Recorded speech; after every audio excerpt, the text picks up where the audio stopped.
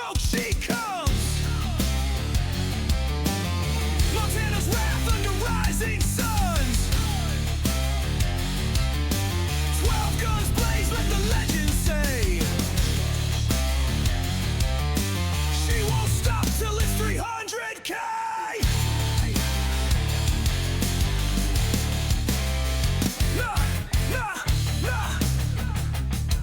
Lock it in.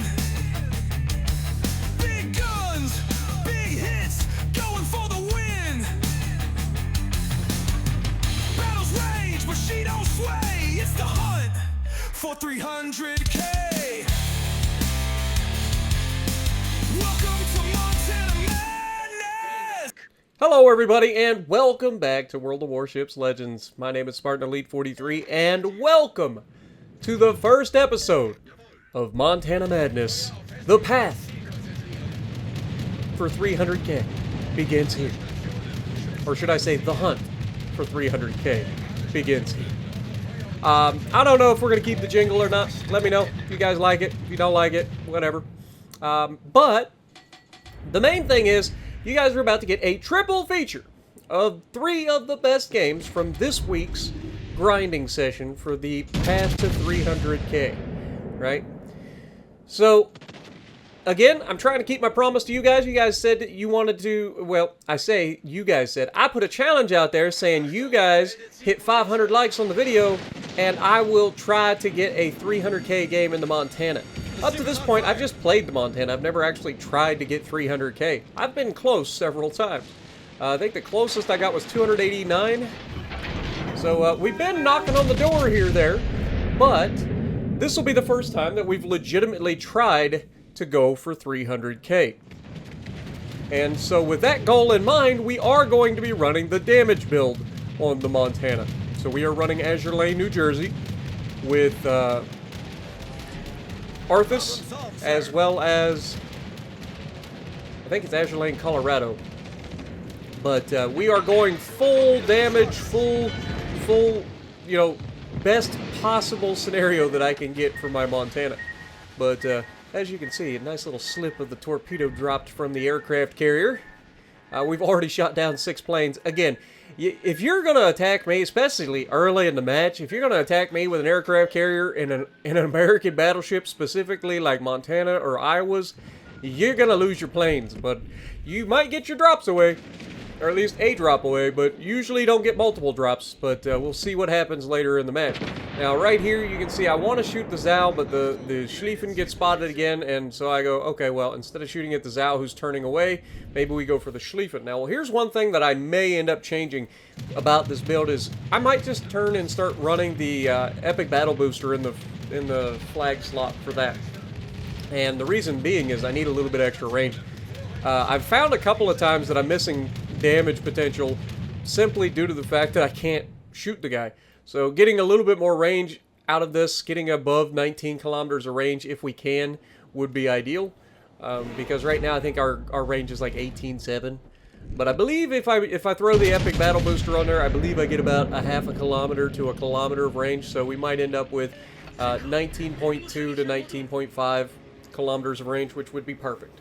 I don't think I need any more than that, but getting that would be absolutely fantastic, because there are damage opportunities that are getting missed, and if we're on the hunt for 300K, we can't be missing out on damage opportunities, right? Positioning is key when going for something like this, so you'll notice that I'm going to try to maintain a more central location more often in these battles. The reason being is because I'm trying to hit as many targets as possible, right? I want to be able to have as many avenues of approach or shots on as many targets as possible, right? So, maintaining a more centralized position, I have more options for people to shoot at. Also, we didn't really have a whole lot of help on that left flank. We weren't going to get any spotting, and people were just kind of piddle-farting around, so I doubled back. And while doubling back, you'll notice that the right flank, they all left it. There's one guy over there who is going to beach himself on the island, and oh my god, hello, Schlieffen. Bonk. Not bad. Not too shabby. But, I mean, we're already up to 41K. all three of these matches that you're going to see today are fantastic examples of just straight up Montana gameplay, right? And I think that is what, and this isn't exclusive to Montana, by the way. Montana doesn't do anything that any other battleship can't do, right? It's not like it's got anything special that makes it just completely broken in its own right? But that's the thing. It isn't completely special or anything like that. It's just good at everything. There's no like bad quality of the Montana. It doesn't have bad pen angles. It doesn't have bad armor. It doesn't have like bad firing angles on the rear turrets like some ships do at this tier. Like, there's just not really a bad thing about the ship, and I think that's what gets overlooked about the ship. A lot of people look at the Montana and they say it's unremarkable, and for the largest part, you're right. It is unremarkable. It does not have anything that makes it stand out other than maybe AA, but it doesn't really have anything that makes it stand out from other battleships at the tier, whereas some battleships have gimmicks. Montana's gimmick is, it has no gimmick. It is simply good at everything. And so, positioning the ship and repositioning the ship is easy. Putting yourself in good positions over and over again is easy because you're always in the fight, right? You're never lagging behind everybody. We get a shot here to finish off the Yama to help our GK out. The enemy Republique is already looking at our broadside. You know I'm already thinking about it because I'm already turned away, right? He is going to get some good hits here, but it could have been much worse. We know that the Republique is a nasty boat. But you can see the carrier still thinking about trying to drop us here. He gets one hit on us, but he lost all of his planes again, so we've shot down 9 planes up to this point. And you can see I am looking at that Kronstadt as the Kronstadt starts turning towards us. This is sweet spot, and this is what you have to look for. Rather than fighting necessarily the guy that's right next to me, I mean, that battleship's not going anywhere, right? Republique is not going anywhere. So, taking the shot at long range, and it looks good. I didn't quite lead it enough. If I led that a little bit more, pretty sure I dev strike that Kronstadt from this range. But I didn't lead it enough. I have a tendency on my shots to not lead enough on the shells when people are coming out of turn. I can do a pretty good job of putting shots exactly where I want them most of the time when people are sailing in straight lines, or even if they're dodging, because they're pretty predictable, right? But when people are coming out of corners, between people that don't have propulsion mod and people that do have propulsion mod, it can be difficult to get that lead right as they're coming out of a big turn. Because I anticipate it slowing them down a lot more, and a lot of times that's just not the case. They speed up a lot faster than you give them credit for. So I end up missing a lot of potential there. But you can see my teammate. I don't know what to say about this guy. You can see him like, dude, how about you, like, I don't know, go do something useful. At least I've been helping the team, right? I got 82,000. I've been putting shots on targets and everything. This guy is just kind of sailing around and firing his guns willy-nilly into the water because the water slighted him, you know. Water made him look bad. But maybe the water took his girl. Who knows? But as the Kronstadt comes around the corner, we had already slapped the Kronstadt, so GK shouldn't have any trouble finishing him off, even if it's just with secondaries. Hoping that the GK survives, that way he can at least capture that base. Because this game is coming down to the wire. We are losing the game currently, despite having a ship advantage. So we need those bases. And this is about the time that the enemy makes a huge misplay. They should be paying attention to the fact that we're on our way back, because if you're paying attention to the mini-map, the carrier may not be able to spot us, but it definitely puts our... Oh my god. That is gonna hurt. Bonk. Whew. Yeah. I mean, that's just what you love about this ship, man. At any moment, I can turn around and look and put 15 to 25k right on any target at any time. And that's not if I Citadel something. That's just in general. Like, at any moment, I just pull around and unleash a broadside, and it's like a guaranteed 15 to 25k. It's nasty, man. This thing is so consistent. But as Zhao is hitting us with HE, and that's the one thing that I want to point out. When you're being bombarded with HE from like a Conqueror and a Zhao, you're losing a lot of AA. And despite having great AA on the Montana, you guys are going to see the result of even losing a few AA mounts. from, you know, a relatively small amount of HE spam. We haven't been overly bombarded with HE in this match. We've had a couple of hits here and there, but every single time you get hit with HE, it's destroying your AA mounts. And you only have so many of them. The Montana has a lot of them, but the longer you're under that duress, the more likely you are to not be able to shoot planes down as effectively, right? And eventually, you can be outright stripped of your AA. But the Zao comes around the corner, he is over-angled, he is trying to bow tank the Aegir, and he completely forgets that I exist. And I have the most beautiful shot in the game, and I tell him in the chat, help is on the way. Bonk. Where did you think that was coming from, huh? And not only that, but we're going to be in position to push out and help get into a, hopefully, engagement directly with the carrier before the carrier becomes a problem for me. So now that the Zao's gone, our Aegir is going to be able to grab C. Our guys on the right side, the cruiser and the GK, have managed to... Oh, never mind. The GK is dead, and that's going to keep this game a little bit closer. But at this point, we're pretty much confident that we win. Now we look over here, and the Montana is on fire, and you'll notice that his guns aren't moving. His guns are in the same position they've been in since the beginning of the match. This man is AFK. And again, this just goes right back to what we say all the time, is like, AFK players are a problem in this game. I have never played any other game, ever, that has as many AFK players as this one. It's unbelievable when you consider that it's only a 9v9, right? And yet, so often, like multiple times a day, you get AFK players. Now, we knew that that guy was going to struggle to be able to drop his torpedoes in time because he was going to drop them on the island if he dropped too early. So we turned towards him, anticipating it. Here, we're trying to get a shot through the cheek of the Montana, trying to avoid that belt armor that's slightly angled to us right now because he's not flat broadside. If you look at our position where we're shooting from and his position where he's sitting on the minimap, you'll see that he's not flat broadside. Sometimes people get that twisted where they're like, oh, he was broadside. It's like, not really. Not really. And the opposite is also true. I had a guy the other day who got absolutely yeeted in his Ohio's solely because he was broadside to a Montana that he thought he was angled to. But again, if you look at the minimap, you can tell whether or not you're broadside to somebody, right?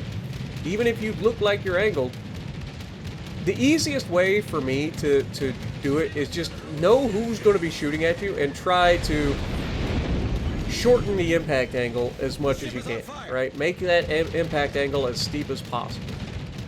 The more you're able to do that, the better.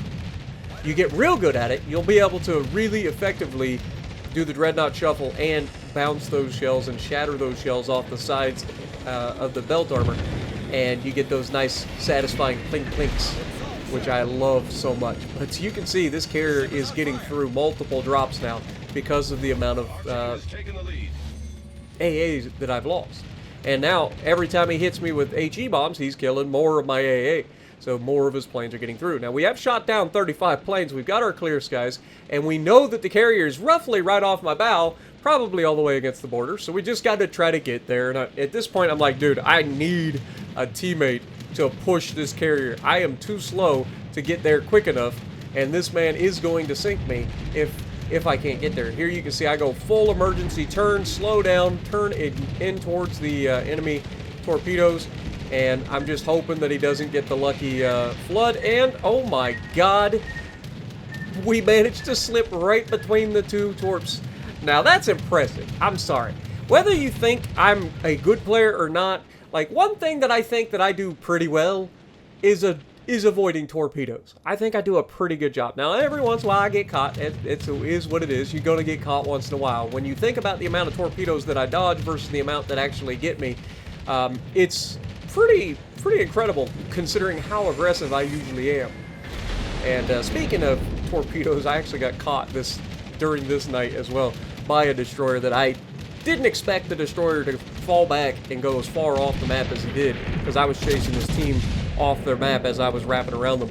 But here we finally get our retribution to finally shoot at the Hakuru, and we are rewarded getting our second death strike of the lobby and putting us up near 200k, and sure enough, 177,000 damage. Huge, multiple medals, ribbons, all the things. 4 kills, 2 assists, 40 planes shot down, 3,537 base XP. Top of the leaderboard. Again, just showcasing how good the Montana truly is. It's such a good, consistent ship. But we're not done yet. Remember, I said that this was going to feature 3 battles from the same night. All of these came within, I don't know, probably played 10 battles, 15 battles maybe. And these were the 3 best, and I wanted to showcase. We don't do a lot of multi-feature videos very often. But for this series, I feel like this is the best way to do it. Because I'm going to get a lot of good games, right? So it just makes sense, instead of having every day of the week essentially dedicated to Montana, which is what it would end up being, we just do a special video where we do a compilation of the best games of the week. And yeah, so you guys get to have a little bit longer of a video once a week. And that's the thing. I am planning on doing this once a week. Now, what you're going to see here is a little bit of a different strategy than I would normally employ. We have a Schlieffen here, and we have a destroyer that is... I don't know what the destroyer's doing. Let's be honest. We don't know what the destroyer's doing. But he's going all the way out there to the edge of the map for some reason. I guess he has to go to estuary or something. But we're going to set ourselves up in a kiting position here. I don't want to push forward in this situation, because too many times people push forward here, they get caught, and then they're spotted by a destroyer. There are 3 destroyers in this lobby, so they get caught by a destroyer spotting them, and then they get burnt down or just blasted on by people sitting behind the island on the other side. We don't get an island like that. They do, right? That's an advantage for their side. So instead of just sitting there and going in front of the island and getting obliterated like 99% of every battleship that spawns on this flank, I'm not running away from my flank. I'm just sitting in a position that is defensible, right? Probably a little bit more over-angled than I should be, if I'm being honest. So you'll notice that I'm just waiting. There's no reason for me to rush this, right?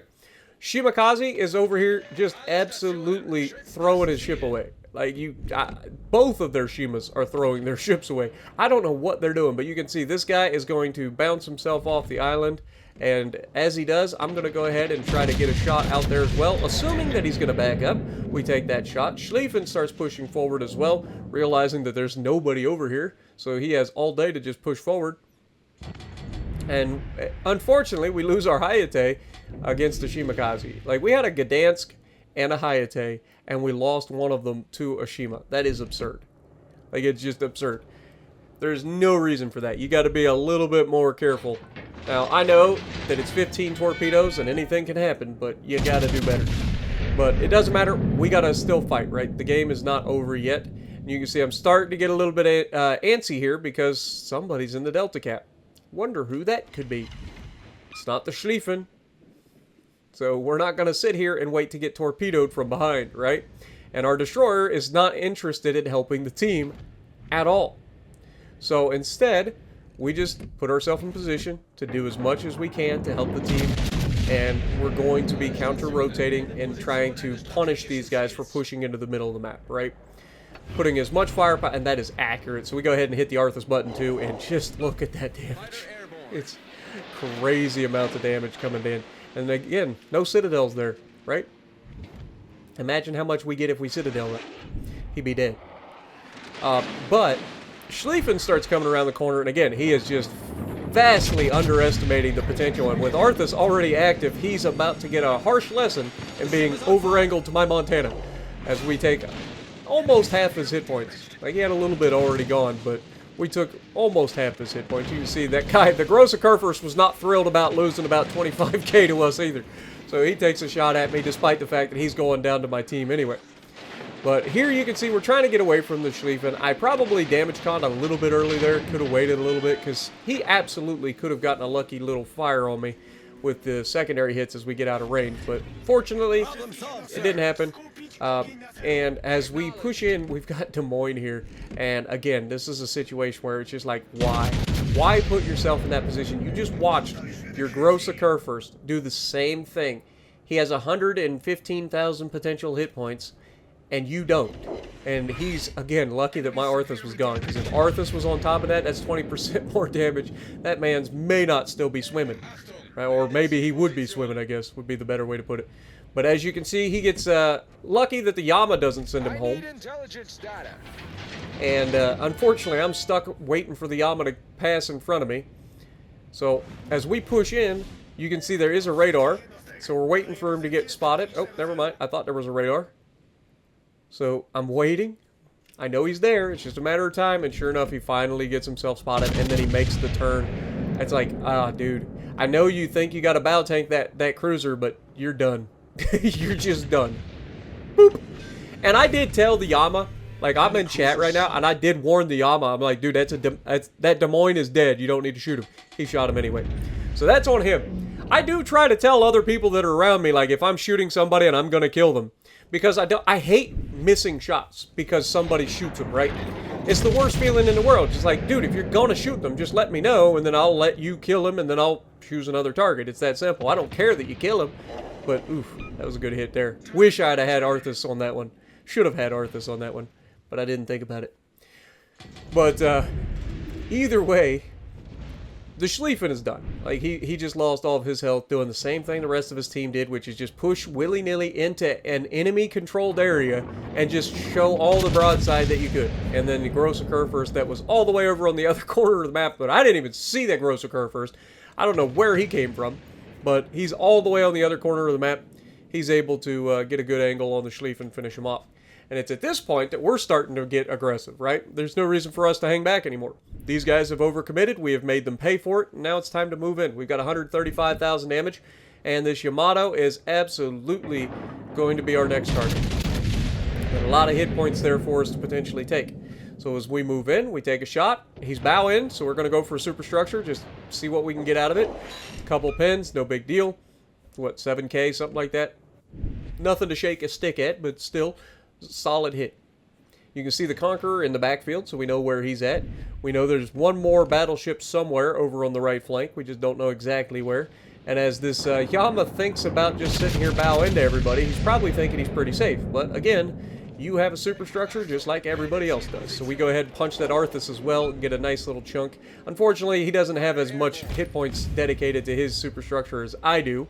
So we don't get as much out of it because he was already saturated. And that's when the Ohio decides he wants to push forward finally. He has spent the entire game watching his team get completely obliterated without putting himself in position to do anything at all. And now it's his turn. And this is why I get on people, right? When I say things like, oh, man, why aren't you guys moving forward? It's not that I want you guys to support me, right? It has nothing to do with me. It's just the fact that you spend most of the game sitting in one position, and then by the time you do decide to move forward, your entire team's dead, right? So when you're in that situation, if you're doing things, if you're helping your team and you're still dealing consistent damage, or you're keeping people from, oh my God, Montana, that is disgusting. Blam! No Citadel, but it did need a Citadel, as we're up to 182,000. But a lot of people misconceive what I mean by that. A lot of people think that I'm just selfish and I need people to support me and I'm the Emperor of World of Warships Legends and everybody should do what I say. And it has nothing to do with it. It's just simple that, like, you see it all the time where these people like this Ohio spend the entire game sitting in the back of the map doing absolutely nothing. And then when they finally do come out, it's game over already. Like, you're surrounded, so you're only, you know, gonna last a short amount of time. You could have been a lot more useful at any point. Imagine if that Ohio pushed up with his destroyer that was on that flank and the Schlieffen. We would have had to pay attention a lot more to him, and that would have left the GK over here to fight this side. You see what I'm saying? Those little moments like that, while it doesn't seem like it's that big of a deal, actually have pretty big reaching consequences for the rest of your team. If you're not doing your job on your flank, if you can't recognize that your flank is like retreating or falling back or whatever, if you can't recognize that and push your advantage to keep the pressure on the enemy, then the enemy is going to be able to put more pressure elsewhere on your team, like we did in this match. This was a terrible shot by me, by the way. I hit perfectly on that man's armor belt, which is angled pretty well, right? The Conqueror does not have the most armor in the world. The way we take advantage of it is aim high. Just think about the Air Force. Anytime anytime you guys are aiming at a ship that's angled like this, just think Air Force, aim high, right? Superstructure, upper side plating, deck plating, all that stuff is way easier to pin than that belt armor at this angle. So you'll see, I don't mind getting over pins. I'm still doing damage. I'm not shattering off of the belt. A lot of people go for the big hits here, and that's why we end up laughing at them most of the time while we're sitting there plink-plinking off of our belt. You know, but of course Conqueror doesn't get to plink-plink because he's shooting HE. Now, I've got a lot of health, so I am not worried about his HE, even in the slightest. Here, again, not quite as high of a shot as I probably should have placed, but he's not really going that fast either, so we're just trying to get those shells to go into the superstructure a little better, and that was a much better result. Because he's barely kind of going in reverse and he's not really doing much, it's just easy to put these shots right into the superstructure and upper side plating and get those big chunks off of them. And it's just a matter of time as we get 219,000 damage. Like, this is going to be our last shot, I believe, to get a good hit on him. Front guns get out there, a couple of thousand damage, and the rear guns get there and do another chunk. And then, of course, Yamato fires and slaps him and finishes him. But we end up with 229,000 damage, and that was not too shabby. Another 4 assists on top of the game, and another 3K base. What a thought! How many battleships out there getting multiple 3K games every single night, right? But anytime I take this thing out, I can get 3K. Like, it's really not that hard in this ship to get a 3K base game. But this next match is going to be kind of a weird one. Again, Mountain Range, I still haven't found the optimal strategy that I like to follow when I spawn mid on Mountain Range. Sometimes I'll pull forward a little bit and just wait for spotting just to see what the enemy is doing before I commit. But other times I pick a side, right? This map is just awkward. There's no other way to put it. So in this one, as I move forward, I'm kind of paying attention to a few things. One, I want to see what my teammates are doing around me. I want to see if any of them are pushing forward. You can see my destroyer is kind of pushing forward, kind of pushing towards the right a little bit.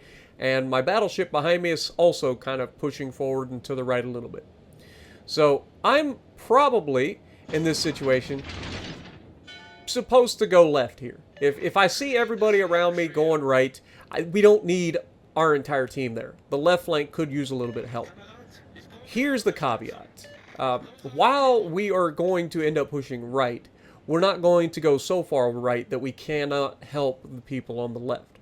And that is important, because a lot of people will just simply abandon the middle altogether, and I've done this myself. I like taking flanks. I don't like sitting in the middle of the map all that often, unless, of course, I'm damage hunting, because you get more shots at more targets when you're in the middle of the map. It's logic, right? You don't have to move as far, and you can shoot more people. Now, you can also be shot by more people, so you got to be careful there. But as we get spotted here, knowing that there's 3 destroyers against us, we know we have to be careful. So we're going to go ahead and take a shot at the Montana as we try to get behind the island. I don't believe he's going to get a huge hit on us, but I can't afford to go broadside here, and he's shooting HE, meaning I do not respect you at all. Now, I know what you're probably thinking right now. Spartan, why did you just damage con a single fire? Don't you tell us all the time that damage conning a single fire is a stupid idea? And the answer is that yes, that is a stupid idea. And the other answer is because it was spite. I disrespected that man by putting that fire out that quick. He's probably thinking, well, I wanted some damage. Well, too bad, Sunshine. I slap you for 13, you get like 1,500 in a fire and no damage from the fire. But here you can see Druid is making a classic British blunder where they pull forward, they hit their smoke screen and overrun their smoke screen. Remember, British ships have that built-in like speed up, the engine boost, right? They kind of have a built-in version of that. And we just clapped that Druid for 5 overpins. That is a lot of damage.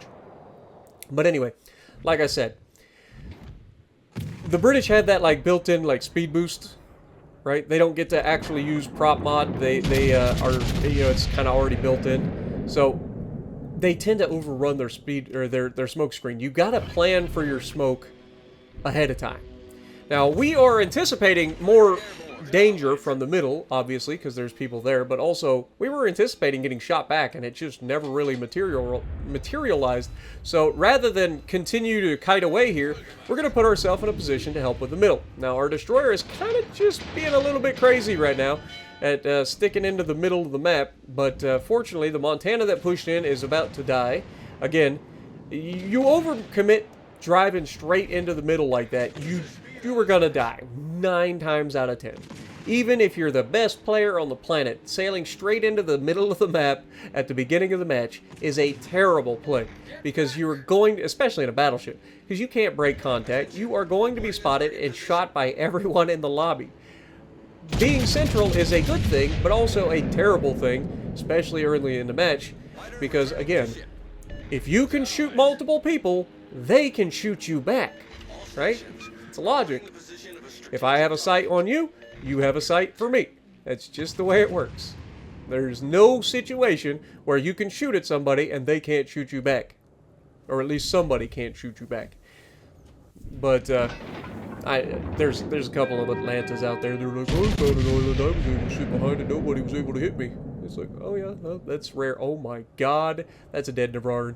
Blam! Oh god, that man's, again, you can't put yourself in that position.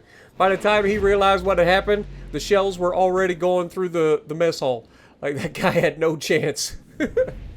He had no idea what was coming. Just looks over and you see the commander staring out the side of the window, and he just goes silent. Nobody would be like, what's going on, sir? And he's just... That's the end of it. But Druid overcommits to the corner. We're going to go ahead and take a shot on him as he tries to reverse. We knew he was going to reverse there.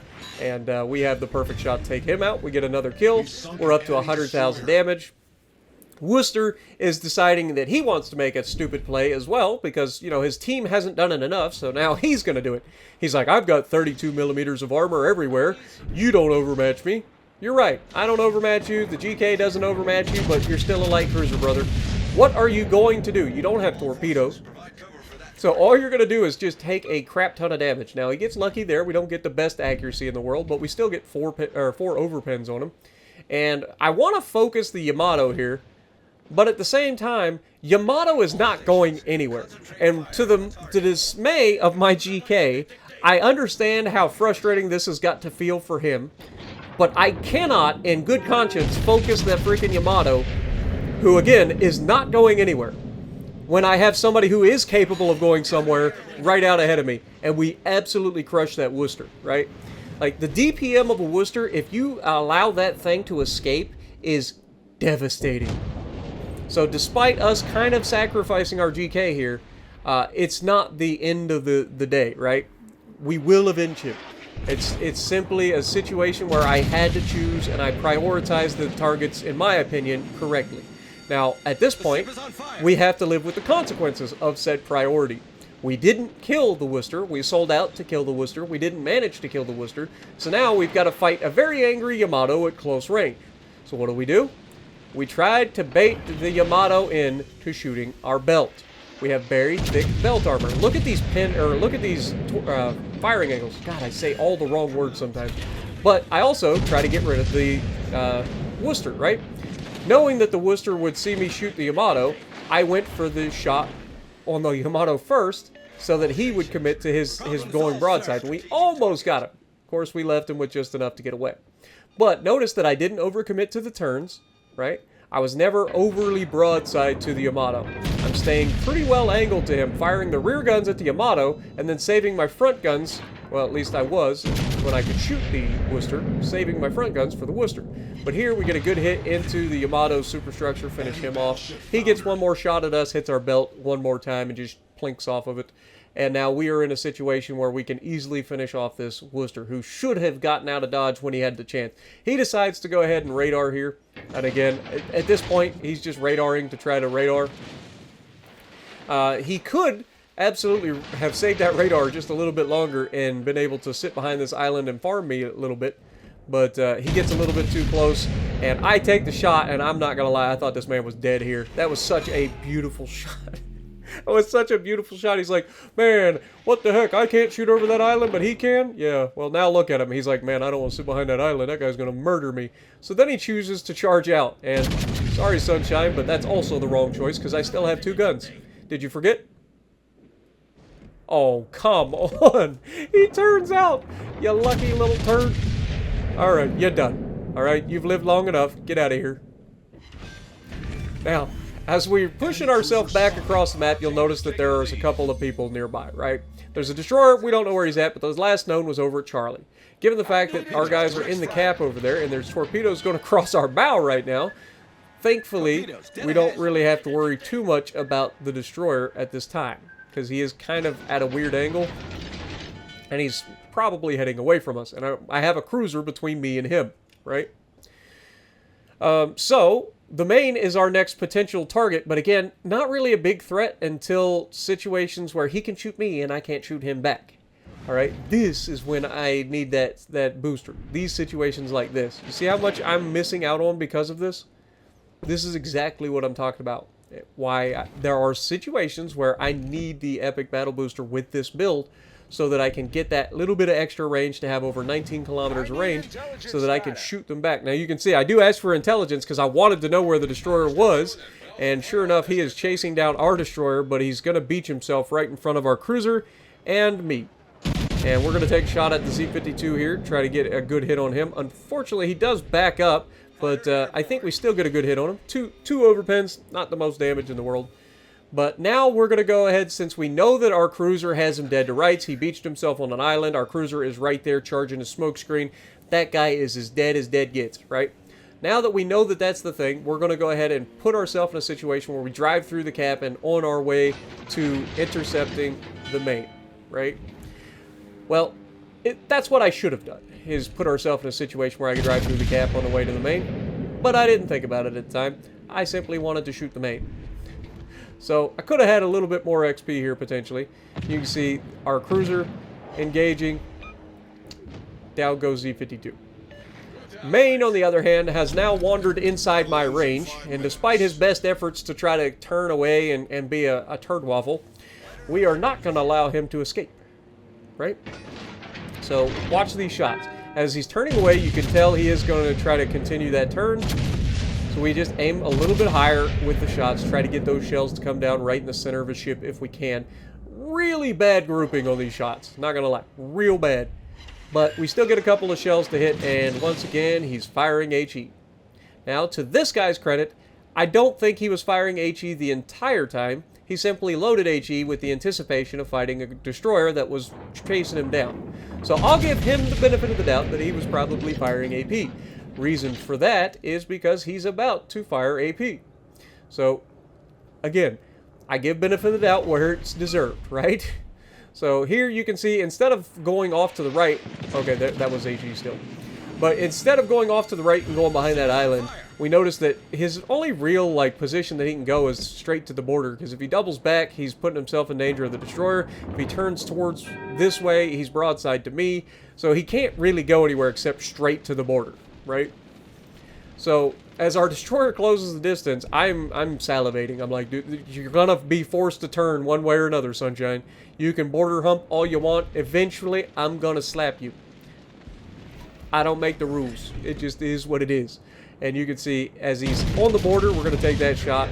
Again, a little bit lower than probably should have, but looking pretty good. The grouping much better on this one. As we get the Citadel through the cheek. I don't know how that's a Citadel. I'll be real honest. I don't know how we pinned that and got a Citadel. And he is still shooting HE, so maybe I don't give him benefit of the doubt. But it doesn't matter because he's about to take a torp right up the prop shaft. And then we're going to try to get a shot in one more time into the superstructure. But I think he actually ends up going down before we get our shot out there. Unfortunately. The Z-44 gets the flood. But I hope you guys enjoyed it. This was fun. I had a lot of fun. I played this game way too long that night. 209,000 damage, 3,687 or 88 XP, another 4 kills. I mean, we're doing our job out here, but we still trying to go for that damage. So if you guys are looking forward to a weekly episode of the hunt for 300K in the Montana, let me know. If you guys want to see more Montana Madness, punch that like button. Leave a comment below. Subscribe to the channel if you haven't already. And as always, I will see you in the next video.